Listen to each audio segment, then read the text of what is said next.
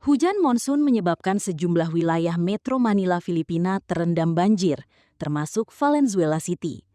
Jalanan berubah menjadi genangan air hingga setinggi lutut dan membuat aktivitas warga serta perjalanan menuju tempat kerja terganggu. Badan Cuaca Filipina Pagasa mengeluarkan peringatan hujan lebat akibat pengaruh monsun barat daya atau Habagat yang masih melanda sejumlah wilayah Luzon dan Visayas.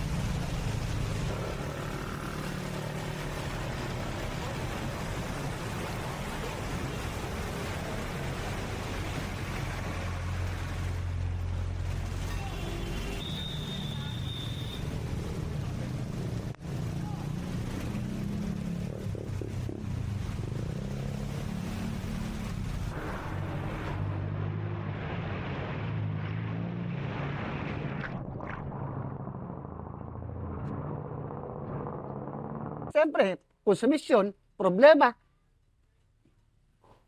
Bukod dun, lagi naman kasi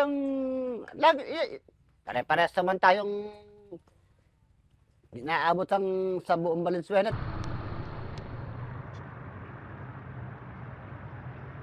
Baha, paano kami makapagtrabaho?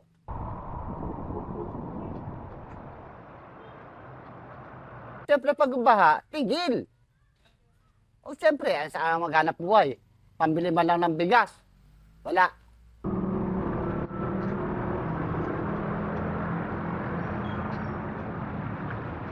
Bilang mamamayan, papasok sa trabaho. Sa gabal, paano kang tatawid papuntang trabaho? Lubog yung kalsada nyo. Kung hindi man lubog yung kalsada nyo, lubog yung dadaanan nyo bilang sa mga kabahay.